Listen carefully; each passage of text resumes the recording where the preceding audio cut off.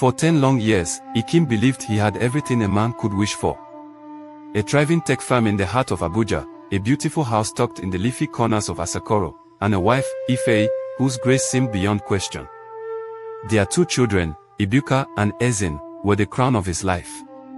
Every weekend, Ekene would load them all into his gleaming blue Range Rover and drive to leisure parks and shopping malls, nodding proudly as neighbors waved.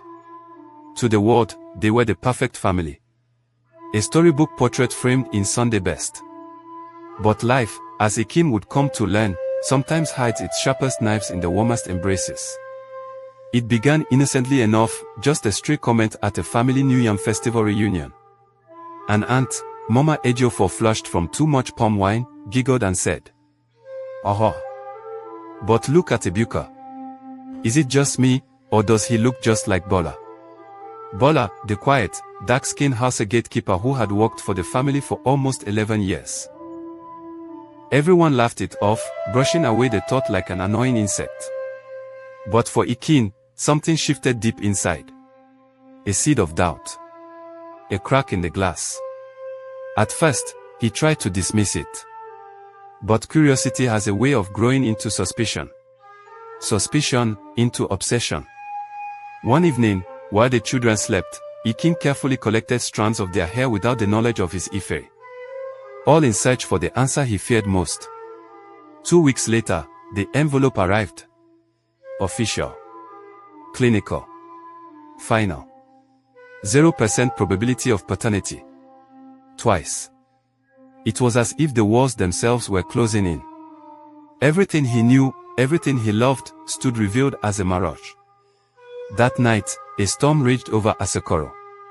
Thunder rattled the windows. The power blinked out, plunging the house into darkness. Ekene stood in the living room, lit only by the flashes of lightning. His hands trembled as he laid the DNA results on the table. When Ife came down the stairs, he looked at her, really looked at her, and asked, "Tell me the truth." At first, she denied it, her voice shaky. But when he slammed the papers onto the table, the house fell into a screaming silence. Through her tears, she whispered, "I was lonely. You were always away, always working." Bala, he was there. He listened. Ekene felt something shatter in his chest. Without another word, he turned and walked out into the storm. He crossed the flooded compound to the gatehouse. Inside, Bala sat on a wooden stool, glancing through his Quran while reciting his tasbih, unaware of the tempest bearing down on his life. When Ekene burst in, Bala dropped the Quran in shock. He didn't deny it. Didn't offer excuses. Instead, he fell to his knees, sobbing. "Not my children, but I no mean to dot you bad, Oga. I swear to God." 2 months passed in a blur. Ife packed her belongings and moved in with her sister in Gaki, carrying her guilt like a heavy curse. The children, sweet, innocent, couldn't understand why the only father they had ever known suddenly seemed like a stranger. Then, as if the wound weren't deep enough, a letter arrived from a law firm representing Bala. A paternity claim. Joint custody. The neighborhood erupted. Social media devoured the scandal like vultures over carrion. People whispered about Ekene's perfect family now exposed as an elaborate lie. About the uneducated gatekeeper demanding rights over children raised in wealth. But beneath the gossip and outrage lay a single, unanswerable truth. DNA does not lie. The court case became a spectacle. Reporters jostled at the courthouse gates. Friends and strangers alike watched as Ekene walked into the courtroom, head held high, face carved in quiet agony. Ife sat to one side, eyes red from crying. Bala sat on the other, wringing his hands. Ibuka and Ezin were kept away, shielded from the cameras. Everyone expected Ekene to fight. To demand sole custody. To banish Bala forever.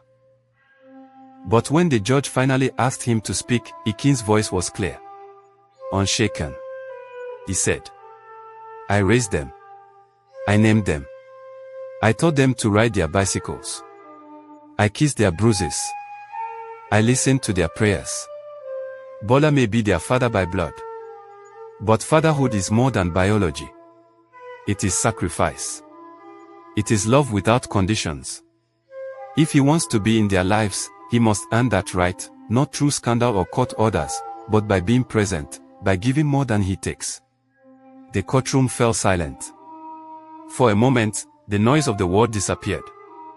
In the end, the judge ruled that Bala would have visitation rights, but primary custody would remain with Ekene. Outside the courthouse, Bala wept openly. He walked over to Ekene and fell to his knees once more. "I dey sorry, Oga," he whispered. "For everything." Ekene looked at him, this man who had once called him Oga, and simply nodded. It wasn't forgiveness. It wasn't acceptance. It was something in between. Months later, life slowly began to settle into a new shape. Imperfect. Fragile. Real. The children still called Ekene Daddy. Because in their hearts, he would always be. Blood had spoken. But so had love. Because sometimes, the deepest wounds reveal the truest fathers. And sometimes, the family you choose is stronger than the family that fate gives you.